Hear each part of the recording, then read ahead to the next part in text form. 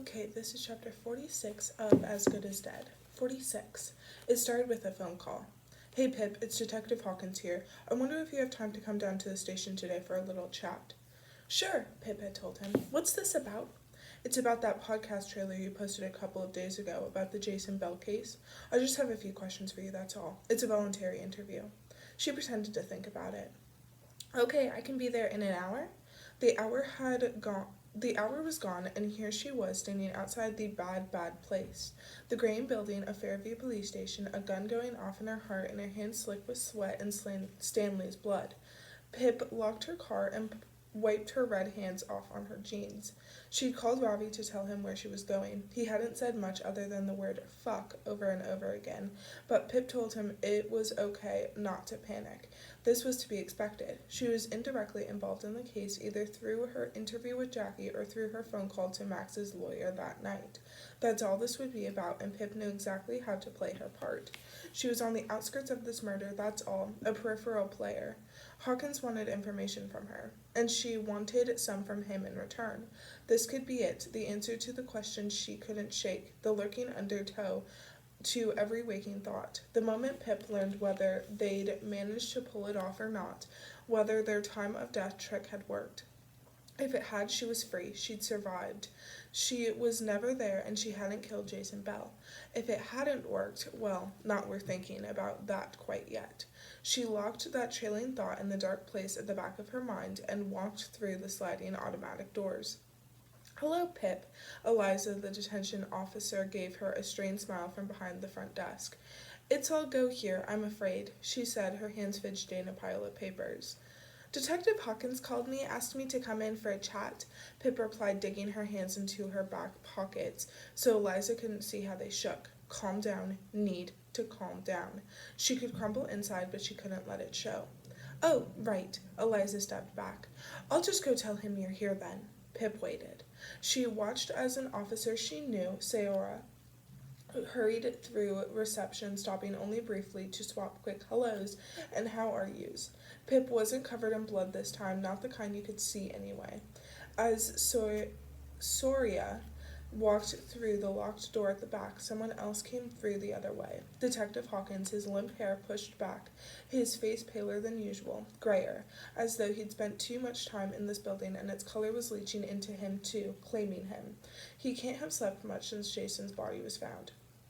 Hi, Pip. He beckoned her over and she followed.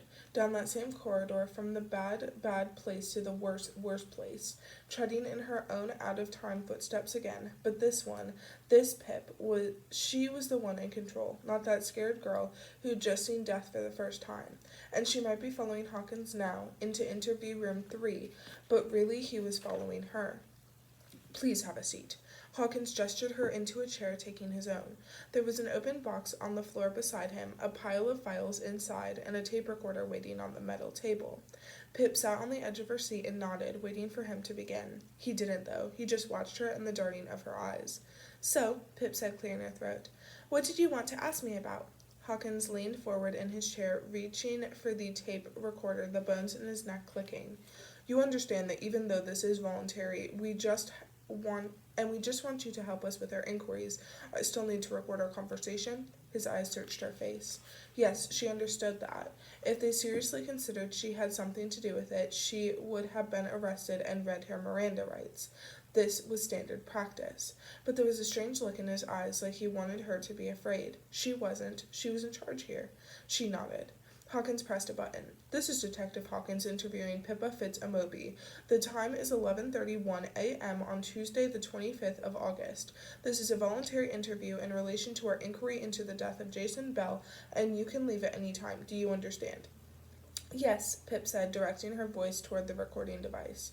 Hawkins sat back, his chair creaking. So, he said, I heard this trailer for the new season of your podcast as did hundreds of thousands of other people. Pippa shrugged. I thought you could use some help on the case, considering you needed me to solve 2 of your previous cases for you. Is that why you asked for a chat today? Need my help? Want to give me an exclusive for the podcast? No, Pip. The air whistled through his teeth. I don't need your help. This is an active investigation, a homicide. You know you cannot be interviewing and posting important information online. That's not how justice works. The journalistic standards apply to you too. One might even see this as contempt. I haven't posted any important information yet. It was just a trailer, she said. I don't know any details of the case yet other than what you said in the press conference. You released an interview with Hawkins glanced down at his notes. Jackie Miller speculating about who might have killed Jason Bell, he said, widening his eyes as though he scored a point against her. Not the whole interview, Pip said, just the most interesting clips. And I didn't name the person we spoke about. I know that might prejudice any potential future trial. I do know what I'm doing. I'd say the context made it pretty obvious who you were talking about, Hawkins said, reaching down for the box of files beside him. He rightened himself, a small pile of papers clutched in one hand. After I heard your trailer, I spoke to Jackie myself as part of our inquiries. He shook the pages at her, and Pip recognized an interview transcript. He placed the transcript down on the metal table, flicked through it. I think there was a certain amount of bad blood between Max Hastings and Jason Bell, he read aloud. You hear these things around town, especially when you own a cafe on Main Street. Jason must have hated Max for what he did to Becca and how it was connected to Andy dying. Certainly seemed like Max didn't like Jason either. A lot of anger there. It was pretty violent. I've never had a situation like that between two customers. And as Pip said, isn't it concerning that that was just 2 weeks before Jason was murdered? Hawkins finished reading, closed the transcript, and looked over at Pip. I would say it's a fairly standard first step in an investigation, Pip said, not dropping his eyes. She wouldn't be the first to look away. Finding out if anything unusual happened recently in the victim's life, identifying anyone who might have any ill will toward him, potential persons of interest, a violent incident leading up to his murder, interviewing a witness. Sorry if I beat you to it. Max Hastings, Hawkins said, his tongue hissing 3 times as it tripped over the name. Seems like he's not very popular in town, Pip said. Has a lot of enemies, and apparently Jason Bell was one of them. A lot of enemies. Hawkins repeated his words, hardening his gaze. Would you call yourself one of his enemies? I mean, Pip stretched out her face. He's a serial rapist who walked free, hurt some of the people I care about most. Yes, I hate him, but I don't know if I have the honor of being his worst enemy. He's suing you, isn't he? Hawkins picked up a pen, tapped it against his teeth. For defamation, for a statement and an audio clip that you posted to social media the day the verdict was read in his sexual assault trial. Yes, he was going to, Pip replied. As I said, great guy. We're actually settling out of court, though. Interesting, Hawkins said. Is it? Well, he clicked the pen in his hand in and out, and all Pip heard was DT, DT, DT. From what I know of your character, Pip, from our handful of interactions, I'd say I'm surprised you decided to settle, to pay up. You strike me as the type who would fight to the very end. Normally I am, Pip nodded. But see, I think I've lost my trust in the courts, in the justice system, criminal or civil. And I'm tired. Want to put it all behind me, start fresh at college. So when was it you came to this decision to settle? Recently, Pip said. Weekend before last. Hawkins nodded to himself, pulling another piece of paper from a file at the top of the box. I spoke with a Christopher Epps, the attorney representing Max Hastings in this defamation matter, and he told me that you called him at 9:41 p.m. on Saturday, the 15th of August. He says that's when you told him you wanted to accept a deal he had offered you a few weeks prior. Pip nodded. Strange time to call him, don't you think? That late on a Saturday evening? Not really, she said. He told me to call him any time. I've been thinking about it all day and finally made the decision. I didn't have a reason to delay any further. For all I knew, he was going to file a lawsuit first thing Monday morning. Hawkins nodded along with her words, making a note on the page that Pip couldn't read upside down. Why are you asking me about a conversation I had with Max Hastings' lawyer? She asked, wrinkling her eyes in confusion. Does that mean you have started to look into Max as a person of interest? Hawkins didn't say anything, but Pip didn't need him to. She knew. Hawkins wouldn't know about Pip's call with Epps if he hadn't first known about Epps' call to Max a few minutes later, and the only way he'd know about that was if he already looked into Max's telephone records. He probably hadn't even needed a warrant. Max probably gave up his phone voluntarily and on Epps' advice, thinking he had nothing to hide. Hawkins could already place Max at the scene at the time Epps had called him, and the later calls from his mom and dad. Surely that was probable cause to get a search warrant of Max's house, his car, to take samples of his DNA to test against those they found at the scene. Unless the time Max was there didn't match Jason's time of death, that last unknown. Pip tried not to let it cloud her face, staring ahead at Hawkins, a hint of interest in her narrowed eyes, but not too much. "How well did you know Jason Bell?" Hawkins asked, folding his arms across his chest. "Not as well as you did," she said. "I knew a lot about him, rather than knowing him, if that makes sense. We'd never really had a full conversation, but of course, when I was looking into what happened to Andy, I did a lot of looking into his file. Our paths have crossed, but we didn't really know each other." "And yet you seem determined to find out who killed him for your podcast?" "It's what I do," Pip said. "Didn't have to know him well to think he deserves justice. Cases in Fairview don't seem to get solved until I get involved." Hawkins laughed, a bark across the table, running his hand over his stubble. "You know, Jason complained to me after you released your first season of your podcast. Said he was being harassed by the press online. Would you think it's fair to say he didn't like you because of that?" "I have no idea," Pip said, "and I'm not sure how that's relevant. Even if he didn't like me, he still deserves justice, and I'll help in any way I can." "So have you had any recent contact with Jason Bell?" Hawkins asked. "Recent?" Pip looked at the ceiling as though searching through her memory. Of course she didn't have to look far. It had only been 10 days since she dragged his body through the trees, and before that she knocked on Jason's door to tell him about Greenstein and the DT killer. But Hawkins could never know about that conversation. Pip was already connected to the case indirectly twice. Recent contact with Jason was far too risky, might even give them probable cause to get a warrant for her DNA sample, especially with the way Hawkins was looking at her now, studying her. "No, haven't spoken to him, let alone seen him around town in, well, it must be months," she said. "I think the last time our paths crossed would have been at the 6-year memorial for Andy and Sal. Remember? You were there, the night Jamie Reynolds went missing." "So that's the last time you remember coming across Jason?" Hawkins asked. "Back at the end of April?" "Correct." Another note on the lined paper in front of him, the pen scratching the sound traveling all the way up the back of her neck. What was he writing about? And in that moment, Pip couldn't shake this uncanny feeling that it wasn't Hawkins sitting across from her questioning her. It was herself from a year ago, the 17-year-old who thought the truth was the only thing that mattered, no matter the context, no mind to that suffocating gray area. The truth was the goal and the journey, just as it was for Detective Hawkins. That's who was sitting across from her, her old self against whoever she'd become now, and this new person she had to win. "The phone number you used to call Christopher Epps," Hawkins said, running his finger down a printed sheet of paper. "That's not your cell phone number, or your home phone number." "No," Pip said. "I called him from the landline at my friend's house." "Why is that?" "That's where I was," Pip said, "and I'd lost my phone earlier that day. My cell phone, that is." Hawkins leaned forward, his lips in a tight fold as he considered what she just said. "You lost your cell phone that day, on Saturday the 15th? Pip nodded and then said, "Yes," for the recorder, prompted by Hawkins' eyes. "I went jogging in the afternoon and I think it must have bounced out of my pocket. I couldn't find it. I've replaced it now." Another note on the page, another shiver up Pip's spine. What was he writing about? She was supposed to be in control. She should know. "Pip," Hawkins paused, his eyes circling her face. "Can you tell me where you were between 9:30 p.m. and midnight on Saturday the 15th of August? And there it was, the last unknown. Something released in Pip's chest, a little more breathing room around her gun-beat heart. A lightening in her shoulders, a loosening in her clenched jaw.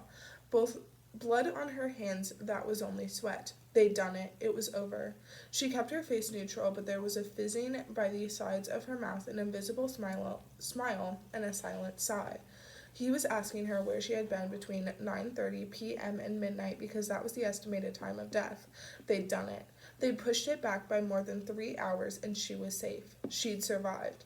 And Ravi and everyone she'd turn to for help, they would be okay too. Because Pip couldn't possibly have killed Jason Bell.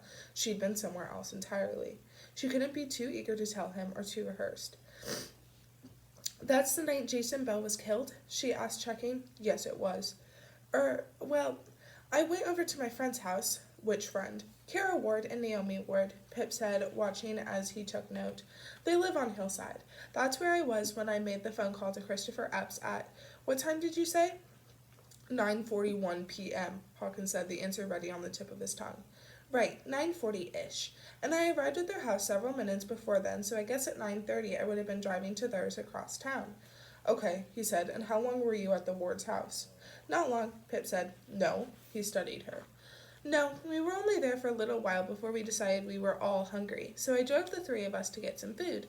Hawkins scribbled something else. "Food?" he said. "Where did you go?" "To McDonald's," Pip said with a small, shameful smile, dipping her head. "The one in Darien Service Plaza off I-95. "The Service Plaza?" He chewed his pen. "Was that the closest place you could have gotten food?" "Well, it was the closest McDonald's that we knew would definitely be open." "Which rest stop? Southbound? Northbound?" "South." "And what time did you arrive?" Pip thought about it. "I wasn't really keeping track of the time, especially as I didn't have a phone, but if we left not long after my phone call to Epps, then we must have gotten there just after 10-ish. "And you said you drove? In your car?" he asked. "Yep." "What kind of car do you have?" Pip sniffed. "It's a VW Beetle, gray." "License plate number?" She recited it to him, watching as he noted it down and underlined it. "So you arrived at McDonald's around 10-ish, he said. "Isn't that a little late for dinner?" Pip shrugged. "Still a teenager, what can I say?" "Had you been drinking?" he asked her. "No," she said firmly, "because that would have been a crime." "That it would," he said, eyes flicking back down his page of notes. "And how long were you at this McDonald's for?" "Yeah, a while," Pip said. "We got our meals and we sat there for like an hour and a half-ish, I guess. Then I went up and got us a couple of ice creams for the journey back. I could check on my banking app what time that was. I paid for the food." Hawkins shook his head slightly. He didn't need to see it on her phone. He had his own ways of verifying her alibi. And there he would see her on the footage, clear as day, standing in line, avoiding eye contact with the camera. 2 separate payments made by her card. All airtight, Hawkins. "All right, so you think you left McDonald's around 11:30. "That would be my best guess, yes," she said, without checking.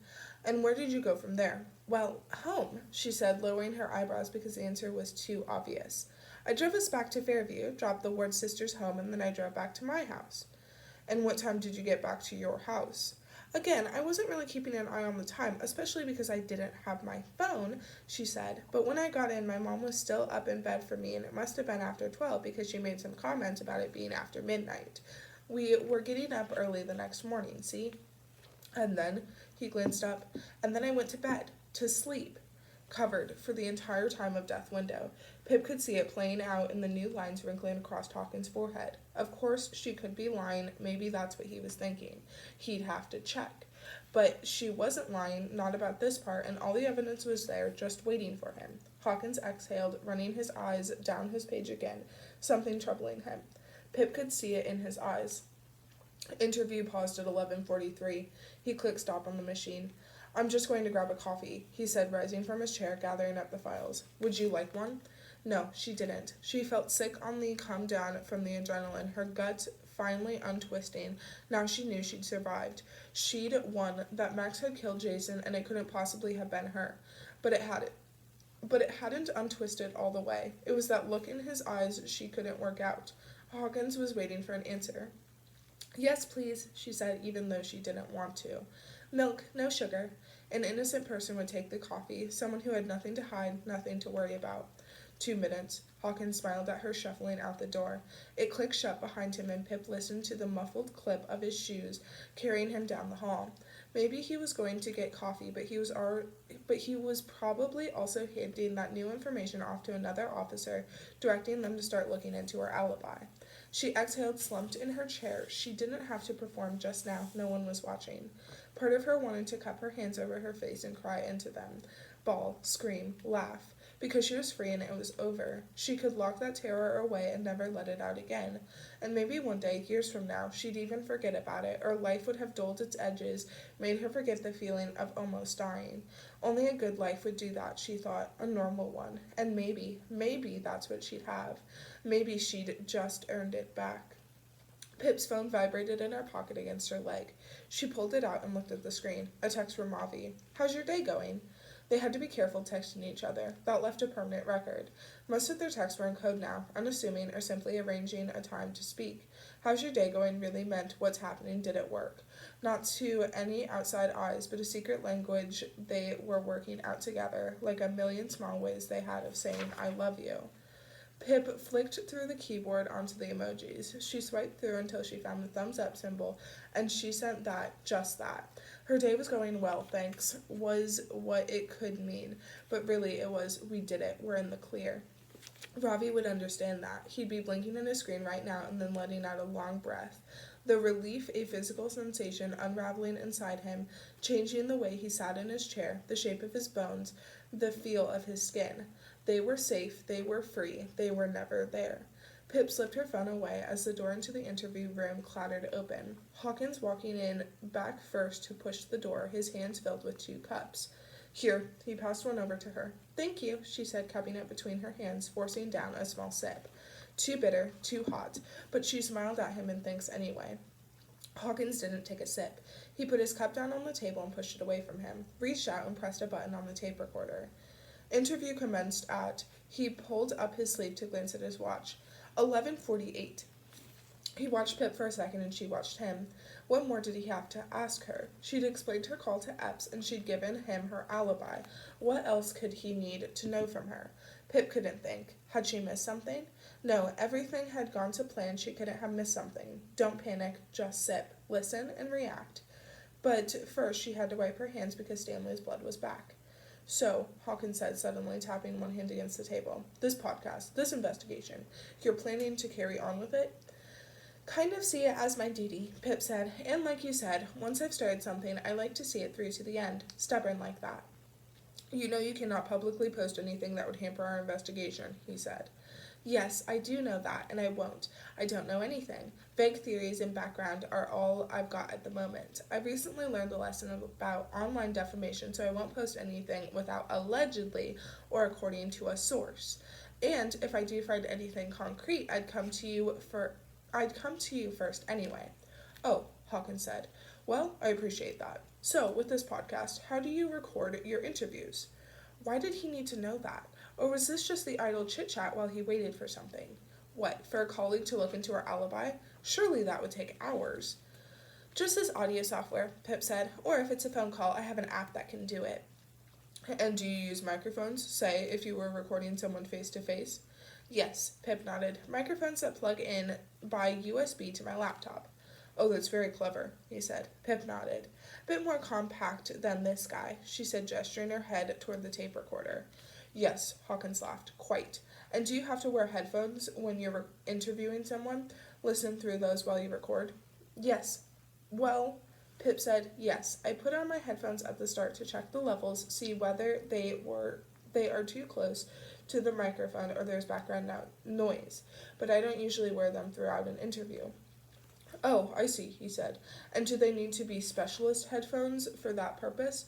My nephew wants to start a podcast, see, and he's got a birthday coming up." "Oh, right," Pip smiled. No, mine aren't specialist, just some big noise-canceling ones that go over your ears." "And can you use them for everyday use too?" Hawkins asked, "listening to music, or podcast even?" "Yeah, I do that," she said, trying to understand the look in Hawkins' eyes. Why were they talking about this? "Mine connects by Bluetooth to my phone. Good for music when you're running or walking." "Ah, so good for everyday use then." "Yes," Pip nodded slowly. "Would you say you use them daily? Don't want to get him something he won't use, especially if they're expensive." "Yeah, I use them all the time." "Ah, great," Hawkins smiled. "Do you know what brands yours are? I've had to look on Amazon, and some are ridiculously expensive." "Mine are Sony," she said. Hawkins nodded, a shift in his eyes, almost a flicker. "Black?" he asked. Yes?" Pip said, her voice catching in her throat as her mind doubled back, trying to understand what was going on here, why she had a sinking feeling in her gut. What had it realized that she hadn't? A Good Girl's Guide to Murder, Hawkins said, running one hand up his sleeve, fidgeting. That's the name of your podcast, isn't it? Yes. Good name, he said. It has pizzazz, Pip replied. There's just one other thing I want to ask you. Hawkins sat back, one hand crawling down toward the outside pocket of his jacket. You said you haven't had any contact with Jason Bell, not since the memorial in April, right? Pip hesitated. Right? A twitch in Hawkins' cheek as he dropped her eyes, glancing down at his fingers as they dug inside his pocket, bulky with something Pip finally noticed. Explain to me, then, why your headphones, the one you use on a daily basis, were found inside the home of a murdered man you've had no contact with in months. He pulled something out, a clear bag with a red strip at the top reading evidence, and inside the bag were Pip's headphones, undeniably them, the AGGTM sticker Ravi had made for her wrapped around one side. They were hers, found at Jason Bell's house, and Hawkins had just made her admit it on tape.